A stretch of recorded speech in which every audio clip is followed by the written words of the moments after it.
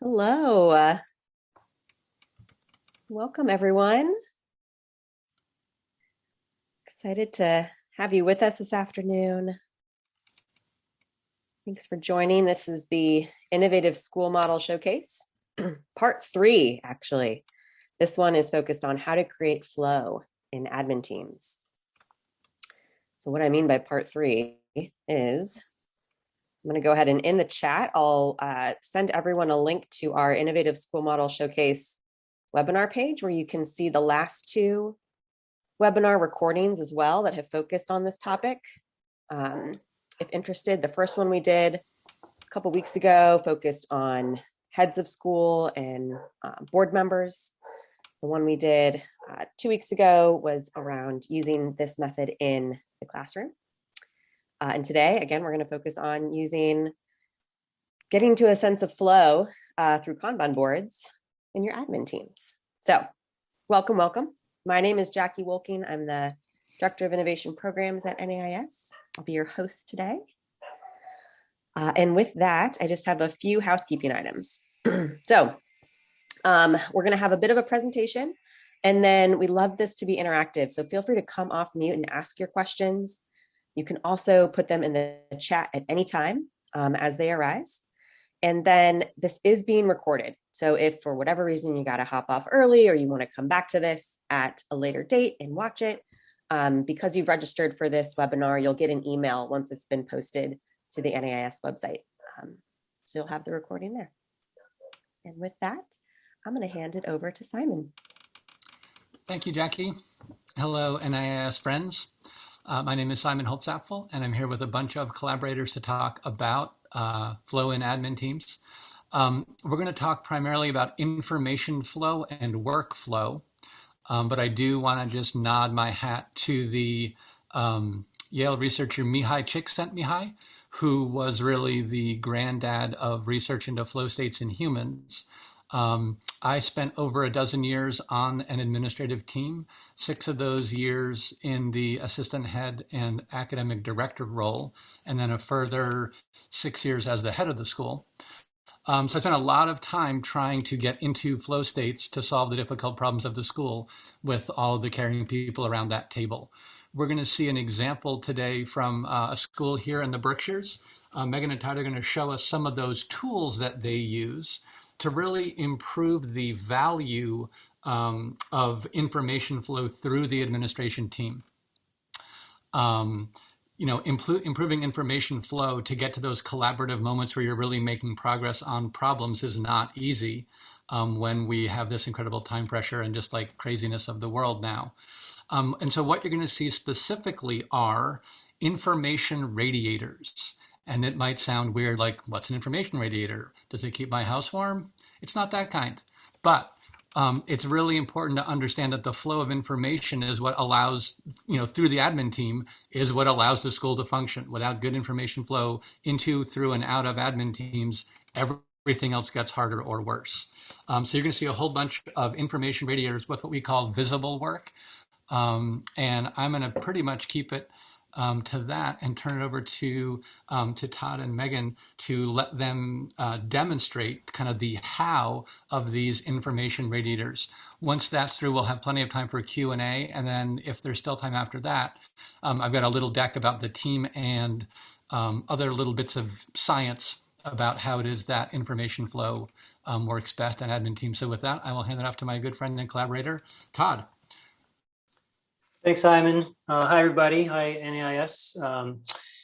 We are, like Jackie mentioned, this is the 3rd webinar in a series, and we did one a little earlier. This one is really just focusing on the flow of information kind of through admin teams. I am the head of school at a Montessori school, Berkshire Montessori School, out in the extreme Western Massachusetts area. We have Megan and I co-founded the school 15 years ago. Toddler through 8th grade, 140 students, about about 25 staff. So we are really still considered a small shop. And so we're going to talk a little bit about that too, about how this process helps us, as you know, we all kind of have hybrid positions here, not full-on departments, and how this, as Simon mentioned, an information radiator can help us move things forward and keep things going. So we started this work probably 3-4 months ago, learning about it and starting to apply it. So what you're going to see today is not years worth of work around this. It's just a few months. And so we're going to take some time to explain kind of how we got to where we are and how it works. What you're going to see is, me as a head, I kind of sit between the vision part of the board and also the day-to-day of the leadership team and the operations of a school. And so I'm constantly pivoting back and forth. So we have the vision piece, we have the day-to-day activities, and then we also have how it works down into the different, for us, we have director of education, we have an admissions director, but how it works down into their individual boards as well. So I'm going to go ahead and share my screen just to give you a look at what we're talking about when we say Kanban boards. So you should be able to see that. I'm going to make it a little bigger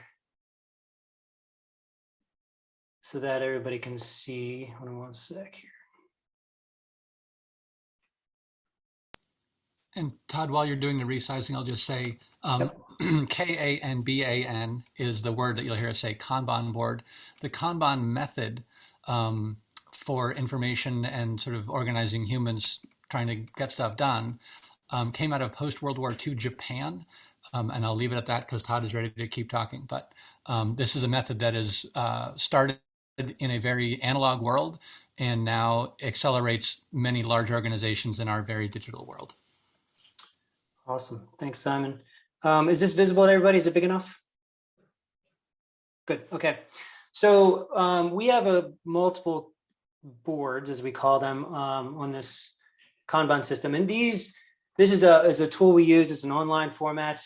You can see that there are different columns. So we have a backlog column, we have a to-do column, we have an in progress lane or a column, and then a done.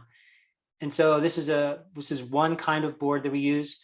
You could also imagine this being a big whiteboard with lines on it and sticky notes. So it can be done many different ways.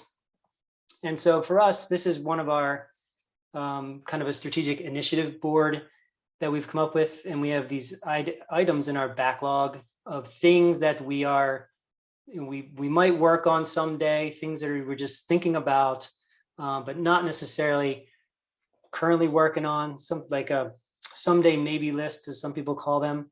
You can see that we've moved some things into our to-do item, and not to get into too much detail, but the thing that kind of for us moves it from a backlog item into a to-do item is the fact that we placed some value on it. So for us, we're going to start to rethink the idea of financial aid in a different system. And so up in this area, we can start to flesh out the general ideas of what the kind of the value statement is and how we're going to do it. And then we can kind of get into the details using checklists, the bottom. And one of the beauties of this is that when we have one of these items, these task items, we can assign them to somebody and they become that person's. I should actually say, we look at these as a group and say, oh, wait a minute, I can schedule that meeting with Tom and the MSP board. So I'm going to take it. So I'm going to pull this information forward as opposed to me as the head saying, oh, Megan, you're going to do this, or Carrie, you're going to do this. So that's just kind of one way we're looking at this. The other beauty for us around this is how this helps us make our work visible. In this case, it's just within our strategic thinking around financial sustainability. I'm going to jump over to our Board of Trustees board. again, a little similar. We have our backlog, our to-do, our in progress. And this is a board that's made visible to our board of trustees. And we're going to say board a lot. So our board of trustees has access to this. They can take a look at it and they can say, okay, we're going to look at, we have our financial sustainability projections. And as a board, we're really going to focus on supporting the school in marketing what needs to be marketed to make our school successful. So it's not to say they're not getting in the weeds of how we're going to actually do our marketing. They're saying it's important, we're going to support it, and we're going to see what we can do to help remove any constraints as a board for the staff.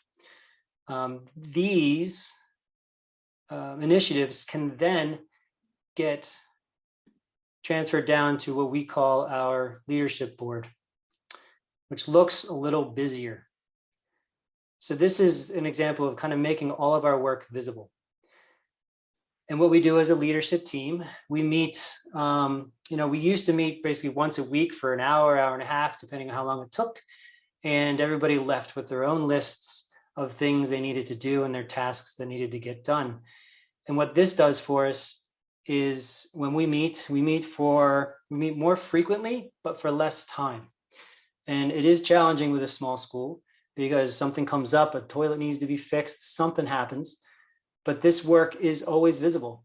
So we will sit down as a leadership team and look at this and say, okay, what kind of things do we have in our in progress column that we can move forward? So for us, we have this field day. It's coming up actually tomorrow. So we look at it and say, okay, what do we need? What needs to get done? How do we get those things done? Who can do what? And it becomes a topic of conversation. The idea is to kind of really see how we can move things, not only, as I mentioned before, from the backlog to the to-do, but also how do we move everything through till we get to done? And so some things just have a time factor, which tomorrow's field day, so it's not really going to be done until after that. So it might have been sitting here for a couple of weeks as we've been planning it. However, there are some things that we were able to move forward because of things that just happened. Now, I also want to point out too, this backlog isn't necessarily just the dumping grounds of information that you never come back to. It was just this week when we were having a conversation around professional development. And I'm just going to pull like an example, our JEDI work that we've been working on and working through for years, that, it's in play, it's working, but it's been sitting in our backlog for a little while. But as we started to talk about professional development and what we can do, and we started then pulling it from our backlog into our to-do, and then also then moving it, as we have conversations moving forward, it's going to be pulled through this system so that nothing can get lost in it.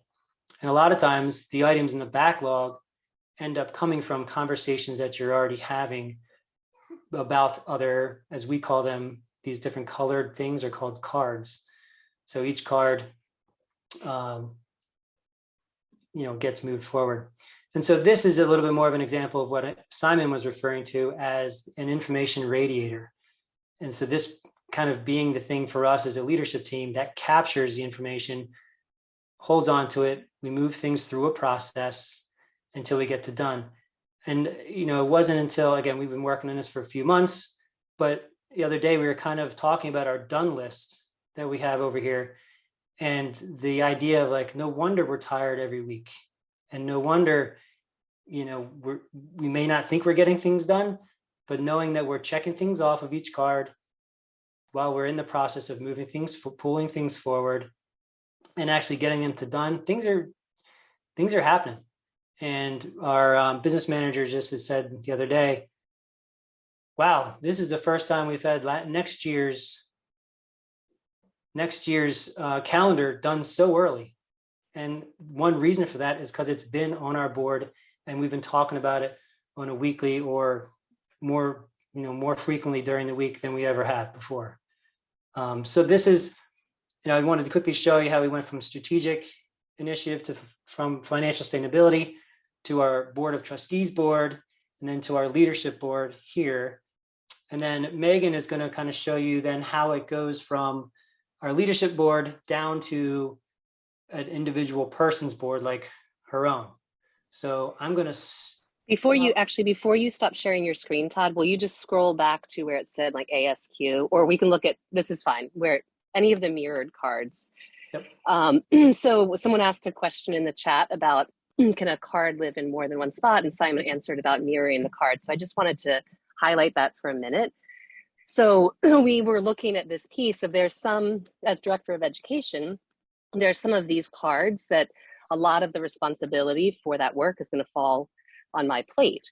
So any of these cards that have this little blue box with the two people with a little arrow between them, those are cards that are mirrored. That means that exact card is going to show up on another board, and we can, would you mind clicking on one of those, Todd, and just showing how that one of those cards is mirrored?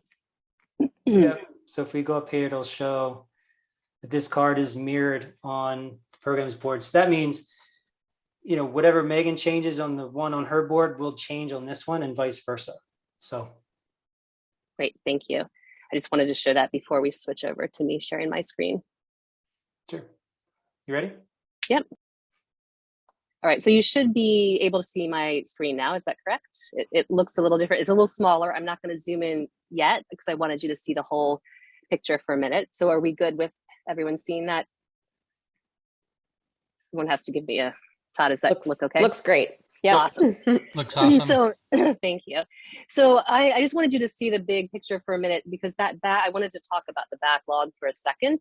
So this, I see this backlog on the side column, and then in the middle here are the leadership goals. So these are some of the mirrored cards that we were looking at from, or actually some of the, so these are some of the cards from the leadership board. And then if I scroll down, so this is my team or my direct work with some of the education initiatives. So when we're having some conversation, or I'm thinking about all the things that I need to do, I just start creating some cards in my backlog. So like if I wanted to do that, I would just click a card, add the little card, and then I can choose what color it is. And I love the color coding of these boards, because at a quick glance, I can see is it a curriculum piece? Is it professional development? Is it big picture thinking? And so all of those cards have that color coding that you can choose. So I'm going to get out of that for just a minute. So then we have, I'm going to scroll down here. In my workflow, one of the things I do is I look and see what do I have that is timely. I know I need to, we have these toddler family observations that need to happen, just some families that wanted to get a sense of what's happening in the toddler community because they haven't had a lot of contact.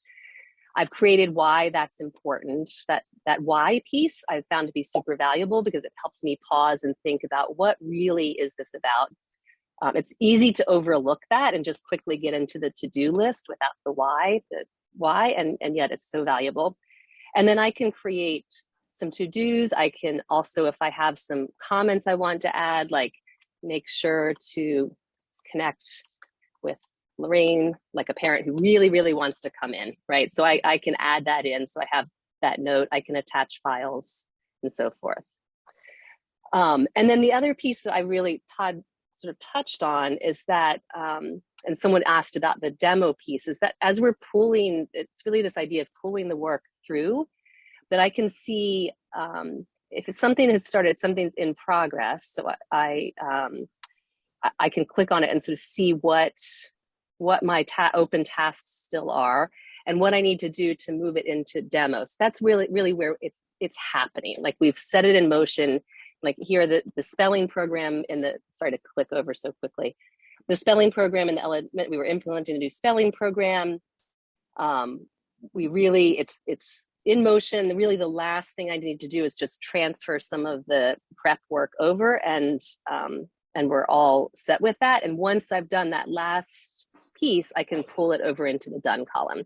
And so that visual process of really seeing your work flowing through that system has been, I find those moments where I feel like I have so many balls up in the air and so many things happening, I come back to the Kanban board and just can ground myself in the work that I need to do. And then I can go back over into, if I need to, into the leadership board and see where all of it fits in the big picture of what we're doing. Is there anything that I haven't checked the chat for a minute? I'm going to stop sharing my screen and yeah, go ahead. Keep your screen up for a sec. Sure. So I know one of the questions has always been like, how do meetings work?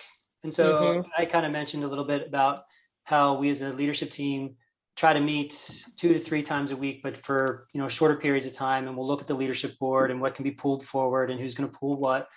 But then also as a way of support for the leadership team that I can do as a head is meet with everybody individually for 10 minutes a week, maybe, and sit down with them and with their board, like we're looking at now with Megan, and say, okay, what's changed since the last time we've talked? And she might walk through some things, or, it's a way for me to find out what kind of constraints might be in the way of things moving forward. And that will allow me to help her in her position to get her job done in a more efficient and effective way. So these can be used as conversation pieces in a one-on-one with individuals as well, as a way of helping others to pull things forward and kind of just being there so that they can see what's worked, what's not working, and ask for anything that they might need. A good example of that. Oh, so you go ahead, Simon, and then I'll go next. No, go ahead, Megan. I'll go after you. One example of that is this ASQ screening, where I felt like it was something that was, as part of my responsibility to figure out how to get this screening in place for our toddler and early childhood students. And then in conversation with Todd, we realized it was work that needed to be mirrored on the leadership board because it affected more than just me. It was going to be we needed to coordinate with getting back to school forms out. And so we linked it, we mirrored the board so that it's still my work to figure out how to make this happen and be in place by the fall. And yet, because it involved more people, we decided it was a bigger conversation for the leadership team. Thanks, Simon. Yeah, and so the thing I just want to sort of reiterate here is when you work in this way, and I'll just say that for me, this made my brain hurt for like 2 months when I encountered it. So if your brain is hurting a little bit, that's totally normal because this totally made my brain hurt. Once the team could make the work visible and the team sort of develops this skill collaboratively, what you find is because you think about why you're doing things more in advance, it lets you test assumptions and it lets you make the work more actionable. And by having the work be more actionable and sort of pre-digested, it means the time spent on status updates gets very, very low. So as a department chair, as a director of something, when my team is doing work, I don't spend time asking them, where is such and such on such and such? They're like, go look at the card. Because you get super granular, you know exactly who's doing what the time commitment is and those sorts of things. And so then as Todd was saying, what leadership does is we have these frequent meetings to say, where is stuff blocked? And then the leaders get the pure joy of unblocking things for other people, which creates progress within the institution, which is that workflow that most of us enjoy more of in our work life and enjoy. It's hard when you're living in a crazy time and the stuff that's going on the plate seems to come on the plate sometimes faster than you can get it off the plate. But yeah, so I'll leave it there. So real quick, there's a question in the chat. Do you generally list the whole topic or break down a big project into more manageable chunks? And Courtney. Yeah, from our experience, I can just say what we've worked on and we're learning through this is that the answer to this is yes, because we will take a topic and we'll put the whole thing on, and as we work through the card and create the value statement and then look at some of the tasks, we might realize, oh, wait a minute, this task is actually its own thing, and we'll break that into another card somewhere else or in the same area. And so for us, it's more of there's more of the process, and not necessarily how do we get it right the first time. And believe me, I'm an analytic, and I will try my best to get it right the first time all the time, but then I would never get anything done. So the process of just starting of getting it started, and then if you come to a point where you're like, wait a minute, this seems like a bigger thing than just a task, then you'll be able to make the decision, but also be able to see the landscape, so you'll know kind of where to put it and how to move it through. Should I stop sharing my screen now? Would that be helpful? Or is it helpful? Actually, Megan, could you just say a couple of things about sort of what does it mean to get something to done, and how do you know things get to done? Because in schools, we often tend to be like, yes, we want to do more, we want to do more, we want to do more. Yeah. And then sometimes things don't quite get to done, and that can be annoying. Can you talk a bit about what do these different states mean? Yeah. Yes. Well, some of them are timely, right? So our in this example here, our drama performance, that I'll just open up that card for a minute. And this is an example of where we threw this really together. We did not add a purpose and a why. This was still figuring it out. We didn't have a planned dates, and yet the reality of it is that the drama performance was on a certain date. So we had all of these tasks to do, lots of different pieces. Ideally, this flowers for Dana and the assistant, it did get done. It got done that day, so we didn't actually check it off. But all of this happened, and so we were able to say we have accomplished. That was 12 tasks. We've accomplished all of them. We can pull it to done, and it's it's that very satisfying feeling of completing it. There are some things that aren't as clear cut. They don't have an end date. I'll use the staffing solutions for the summer program as an example. So, so this one is where, we were really trying to figure out we were starting a summer program up again after things being a little different the past couple of years. This one had 18 tasks, right? We had a lot of different pieces to it, a lot of different check-ins with people. But as we really, the idea was that once we had the conversations with the different staff people, we worked on some of the financial pieces, summer contracts, their agreement letters. And then once we really had everybody in place staffing wise, we could consider that work done. It was done once we checked off all those boxes. It wasn't a date specific event. Does that answer the? Can I add to that? Mm-hmm. And I think one thing as we evolve our process is that we as a team can work on kind of creating that definition of done earlier. So we know what it looks like, or we know what we think it might look like when it's done. And we would actually put that in part of that value statement. Some of those, like Megan said, some of them are just timely. But to name that from the beginning can have some value as well. There was a question from Carla a bit earlier about what's the ideal way to begin this process? One leadership team member starts, you just kind of start creating, or how did you all get going? Usually the way it works is that somebody is like, I've had enough. I need to try something else because I've had enough. Something has become unmanageable. Help. And then we're like, thank you for reaching out. We would love to unblock whatever is going on and kind of help you understand it and chunk it down. And so it really doesn't, there are tons of different entry points.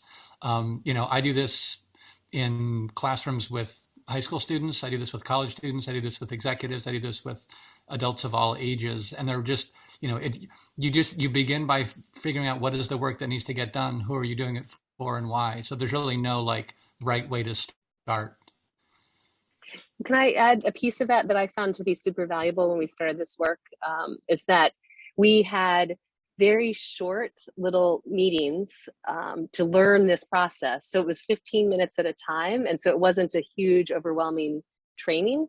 We just got to have a little taste of it over a series of days and weeks. And in practice, in what it meant to make a card in real with our real work. So we had an opportunity to say, so what's coming up? Let's choose one thing to focus on. And we might just focus on how to make the why statement at the beginning. But then it was a very manageable entry. And so by the end of that process of little chunks of initiation and training, then we felt confident to be able to take it on ourselves and move forward with it. So when we do this, we do it kind of like in martial arts, like a little kata. So you do it in a relatively short amount of time, just because again, this is truly a different way of thinking, and so most of us do that best in little chunks of effort, just like training. Like you don't want to go run a marathon your first day. Better to go out and like walk around the block a couple times, see how your ankles feel, see how your knees feel, step it up a little bit the next day.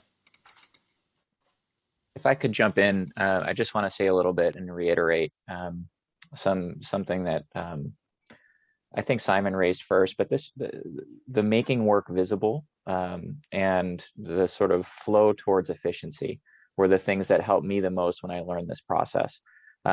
What you see when you look at the board, I find is really representative of work we're doing and things we're thinking already anyway. So what was sort of my aha moment in my entree into this work was when I started to see how the work that I would do on the screen when I would create the cards, right, really was just mimicking the work that I was doing anyway. I would have conversations with Simon about this is if I could create a visual representation of how I'm thinking about the million different things I have to do at once, this is what it looks like. And the coolest thing about all of that is in a team scenario, when everybody's able to sort of nest their boards together or mirror their individual cards to a team board, you start to see it's a visual representation of the way people are processing the jobs they have to do. And the reason you can have short meetings and unblock things efficiently is because you give away so much of the explaining time that you used to have to spend, that it's really incredible and freeing. So that making work visible really translates into so much more time to actually do the work and unblock things for each other, rather than constantly having to catch people up. And that transfers both ways, right? From the admin team downward to the folks that you're leading, but also from the admin team upward to boards of trustees. So I saw Don's comment in the chat about what does it mean to onboard somebody and how could it help? Well, the way it helps with an onboarding process is you don't have to dump everything on that new person at once. They can visit the board and have a sense for how things are working, and then instead have a very brief conversation that's clarifying and allows them to move forward more quickly at their own pace with less time playing catch up. So the idea of making work visible is just so important, understanding how that impacts the flow. Jackie, would it be okay for me to just, I know we got a couple of early, questions. If I can share my screen, I just want to put those two questions up there, just so folks so we can see them. So this is a way that Jessica and Rosalind and I and some of our other collaborators will organize a meeting or something more sort of open-ended. So this is a thing we do called Teachers Lounge, and we just invite people when they've got stuff that they want to hack away on or just like collaborate or joke about together to do. And so I put into discussing two of the questions. And this first one is a really important one. We got a question that says, how does bias show itself in these systems? How does a healthy system specifically engage, undo, and possibly prevent bias? My inference about bias here was that it was like the negative sort of bias, not the positive sort of bias towards trust or other desirable things. But so assuming that it's that sort of the unhealthy, dangerous biases that are really destructive among groups of humans, by making the work visible, by saying who will do what by when, you create this very open accountability. So as a leader, as an administrator, I can see, are there patterns where someone is doing more or less than they should? Are there patterns where people are sort of obfuscating or, other things going on like that? And so in terms of engaging bias, undoing it, and preventing it, in our experience, when you can really create equals at the table with things like this, you can make some distance there. It doesn't prevent all the assumptions that people make about other people and how things are, but again, you can surface them more easily, and when you can do that, you have a better chance of a good outcome. The second question was bandwidth is Simon? limited, especially in small schools. Yep, sorry. All right, quick follow up to that. Is there a way you could Mhm. show any of the reporting you get from Kanban Zone on like From the how... back end metrics? Yeah, Yep. Yeah. just to I don't know, Let me give do a that in a visual minute. of like how does that end up looking like when, Sure. if it's easy. Yeah. If not, we can Let always me send just in get, follow up too. yeah, I mean, there are metrics upon metrics upon metrics upon metrics. Metrics is an important conversation, and it's also a rabbit hole that's like a greased rabbit hole that I wouldn't want to fall down too fast. But I'll just leave it at metrics galore, and how you set them up and what you're trying to measure is really important. And if we have time, we can certainly come back to that. Sounds great. The other Thanks. thing is bandwidth is limited, and this is just true in every single school I've ever been in. And so the question was, how do we recommend weekly admin meetings be structured to ensure optimum efficiency I You might not be surprised that the answer is more frequently in smaller amounts if the work is visible. I remember hours upon hours kind of kicking the can around in admin meetings where we spent too much time just like trying to figure out what the work is and not really shaping it. This really forces the work to be shaped more quickly instead of, I'm going to say my opinion once and then other people say their opinion, then I'm going to say my opinion again. It's like it really forces you into that more collaborative mode.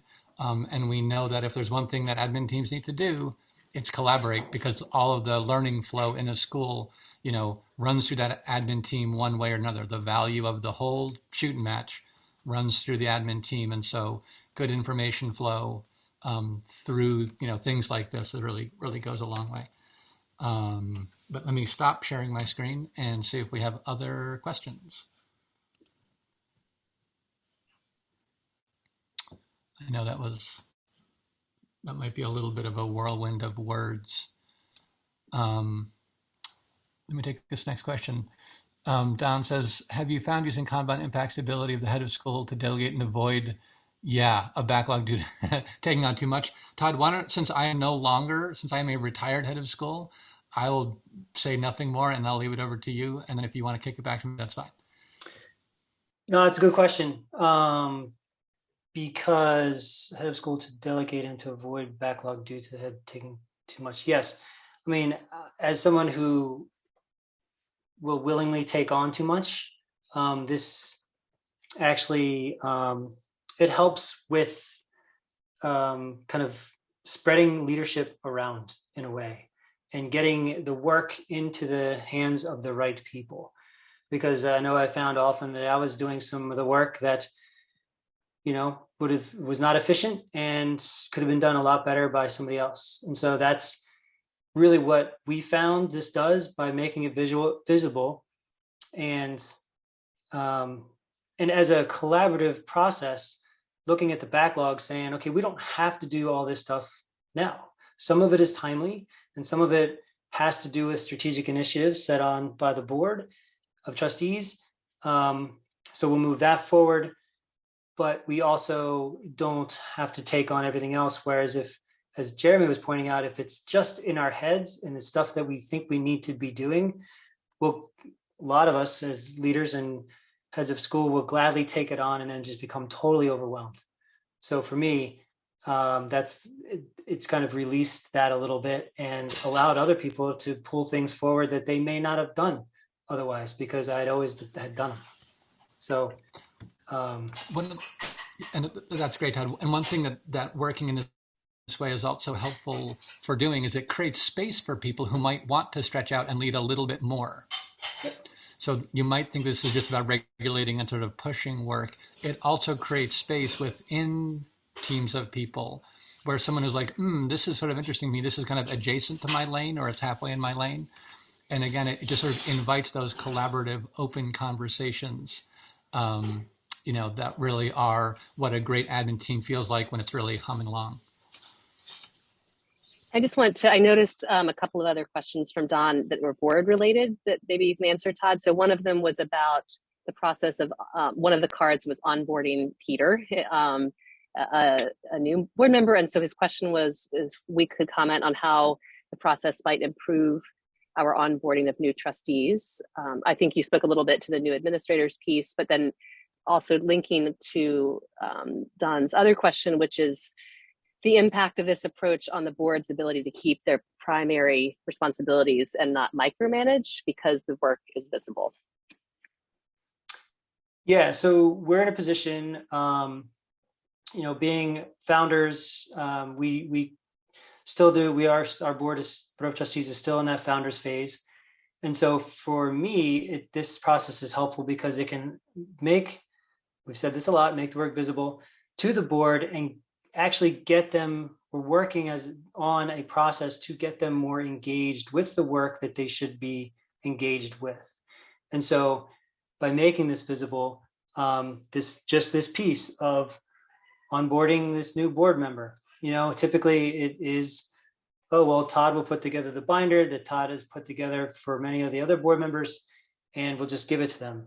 But it allows us to look at this as a board of trustees and say, how do we want this to happen? And what kinds of things do we typically do?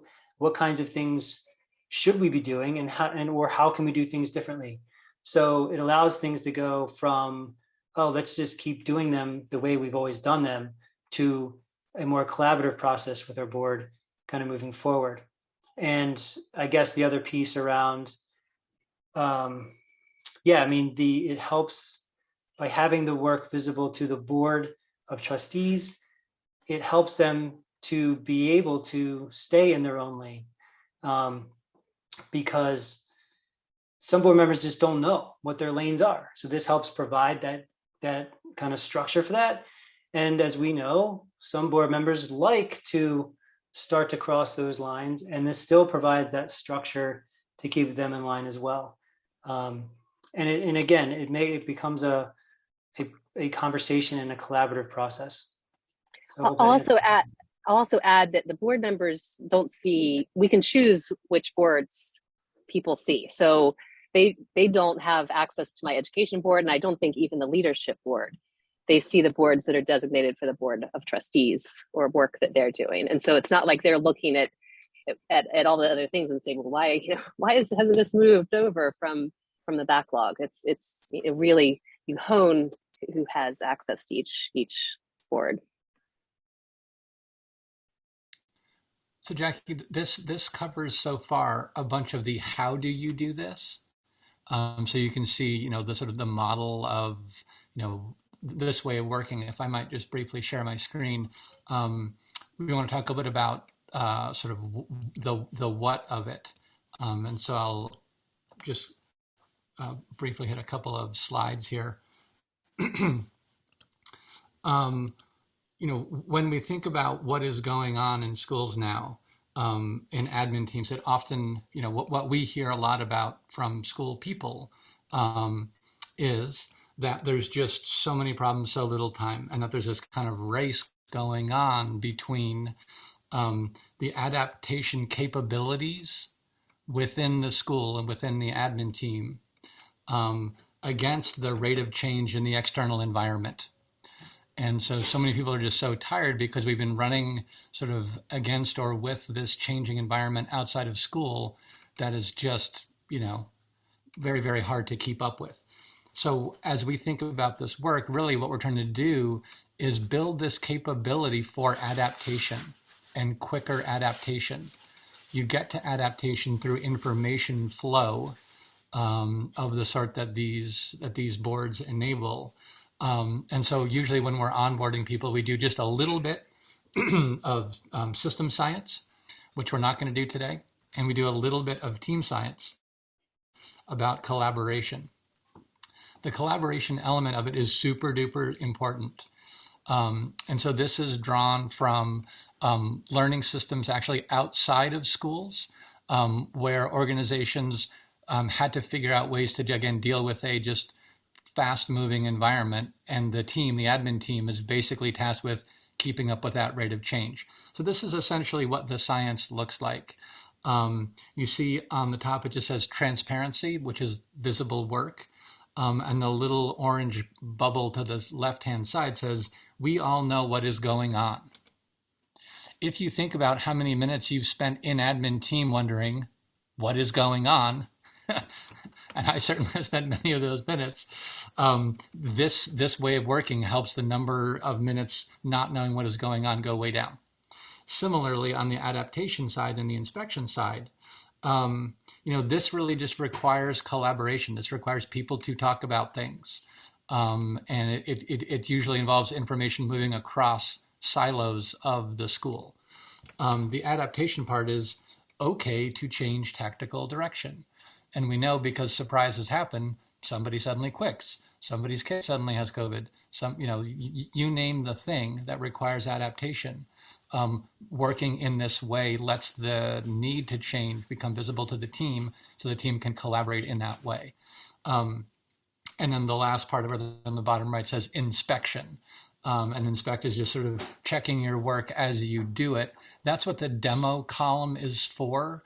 One of the important things to understand about this system is it says, being perfect is fine, but really it's better for other people. Because there's so much work to do that if we spend all of our time trying to be perfect, we're guaranteed to not actually be able to get things done because we're captured by some theoretical perfectionism. I say this as someone who is prone to that, so I'm kind of pointing the finger at myself. And it is working in this way that lets us keep some sort of brakes on the perfectionism to keep the work flowing, because really what we're trying to define is good enough for what?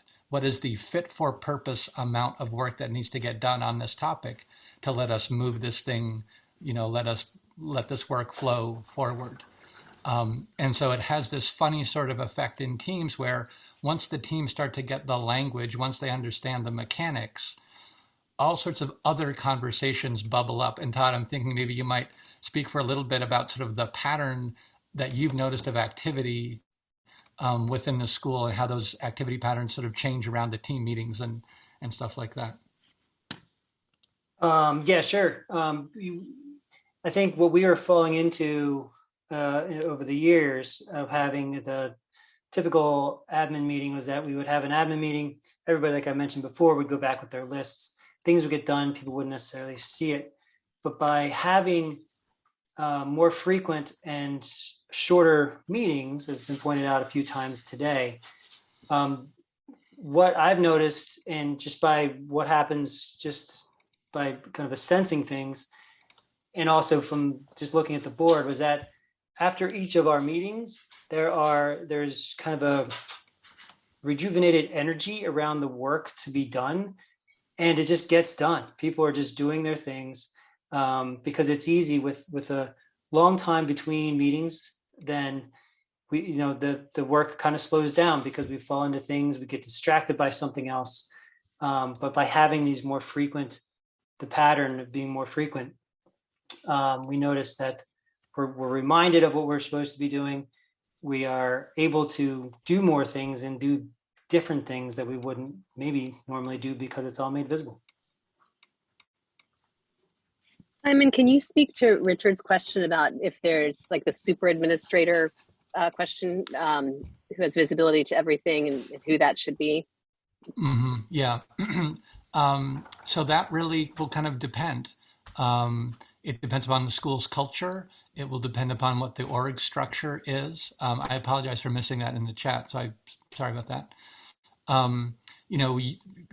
With things like this, IT needs to be involved, but the permissioning, we believe, is best done by the administrative team because it's for the administrative team. And if the team can't come to some sort of rational understanding of who needs visibility into what and who doesn't, that's an indicator there are some upstream conversations to be had. So in terms of a super admin, you know, it will sometimes depend. Usually that would be more of an operations person. It might be in the business office. It might be in IT. It might be, just it's a little bit difficult to know without knowing the school's org structure and chart and culture. I would love to take more questions. And frankly, I would love to have people just be like, yeah, sounds totally insane. Please, we welcome all forms of questions, including skeptical questions. Krista said, right, okay, yep, so there's an Asana thing. Yeah, so someone had a question about platforms. So what you're looking at is called Kanban Zone. And Kanban Zone is one of several Kanban type products that are out there. Asana is one of them. Trello is another one of them. There are several.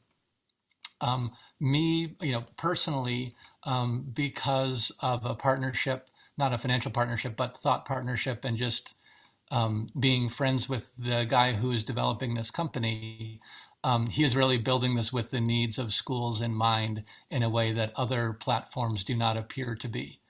And in fact, it might be useful just for folks who are new to this to have Jessica and Rosalind, who are here, talk a little bit about, Rosalind, about sort of other applications of this, because I think that could be useful. Not just the applications, you kind of led with it, but I guess I want to say from is it Megan? I hope I'm pronouncing your name correctly. Is it Megan or Megan? Megan. Megan, I apologize. I'm so sorry. What Megan was saying about how you tried to use Asana before and you didn't have a lot of buy-in from it. That's not a new experience. There are different kind of Kanban, kind of feeling type of apps out there. I think the difference with the training that we got from the system of coaches that we have at LEAF, and then particularly how I used it in my classroom as well, is I tried it first. I got trained in it first. I used it personally for me. I knew that it worked. I went through the kind of growing pains of, oh, this is weird, it's different, but I saw the value. And I explained that to my students. Hey, I went through the pain you're going through right now. It's different. You know how to use Google Docs. You know how to use Google Drive. You know how to use Microsoft Outlook on your calendar. All that stuff is cool. This kind of puts it all together. And bonus, you hate group work. I make you work in groups all the time. Now you can hold the people that you're working with accountable. Everybody has accountability. It's visible. You know who's doing what. I know who's doing what. And that kind of shared accountability and shared responsibility, sometimes it doesn't even have to be verbally articulated. It's almost like the best form of peer pressure. Like, holy crap, everybody can see this. I better make sure that I'm doing my part. And when you see what other people are doing, you get to see their input. Even for those of us who are kind of like that introvert person, you're not going to speak up in a meeting. You're not going to have your say. But if you can do this cool thing and put your idea on a card and you can color code it, you've contributed and it adds value within your safe space. So it's like a visually safe space so that everybody can join, everybody contributes, and you can kick the ball forward, add value, and you, pun intended, you feel like you're a part of the team. And that's kind of what we did and what we actually experienced with the students in our classroom, even those who at first, they hated it. Why do I have to contribute with this thing? Ms. Jackson, why am I trying this? Google Drive is fine. I can share the doc with my friends, but it's more than that. It's about the collaboration. It's about the accountability. I'm sure all educators know Google Drive can be manipulated. It's a very cool thing to do, but this is a great, easy, visual, quick way to have meaningful accountability and responsibility and to add value and to save time. Definitely. I would just like to add about the transparency of the board. I love the boards because nothing can be hidden and it opens up conversation and collaboration. So even if you have members of your board or members of your team, like we have members in our classroom that tend to be shy or by themselves, it opens up that communication and collaboration in a really easy way where you're sharing responsibility and it's never like a everyone's looking at you kind of moment. So having that check-in where everyone, starts a meeting by we call it walking the board, is kind of going over where things are and where things move, really helps start that discussion without someone having to kick it off or feeling responsible or feeling that kind of pressure, which is amazing. The transparency is just fabulous. It really helps in all kinds of organization and in any way that we use it, whether you're a head of school or you're in a different department or you're a classroom teacher. This has eased the workflow and the efficiency of your systems incredibly. I mean, it really changes the way that you do work by creating that flow within your organization, and it makes work pull through much easier than it has in the past. And if we could do it with middle school kids, you guys can all do this too. I want to add too, I added this to the chat a second ago. From a self-care standpoint, the transparency and visibility of the work makes it easier to ask for help, which is something I know we all struggle with, because our inclination is to put our head down, work harder, and try and bull our way through things that are really just stopping us and making us more miserable than we need to be. When the work is transparent across a team, everybody can see when somebody else is struggling, and it makes it so much easier to say, hey, I just can't figure this out. So that in itself also saves a lot of time and gives us back some of the health that the nature of these jobs takes from us. So there's a self-care benefit to this as well.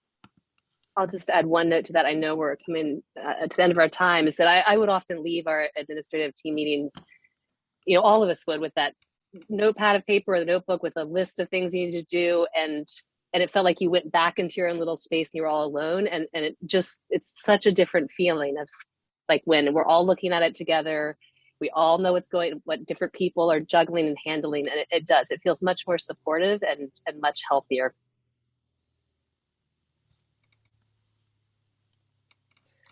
Well, Jackie, on that note, yeah, I think we're about out of time, right? I think we should wrap things up. Thank you so much to all of our wonderful presenters today for sharing kind of your picture of how you've made this work visible, how you've kind of pulled that learning through your admin teams. It's been so helpful to see. For folks on the phone, again, you'll get this recording. So you'll get an email notifying you when the recording's been posted to the website, so you have it. I'd also urge you to check out the other webinars that we've done on this series. So Rosalind and Jessica did one on using this in the classroom. We had one a couple weeks ago about how to bring your board into this process and be really strategic. So we hope you take us up on that. But thanks everyone for joining. Have a great rest of your day.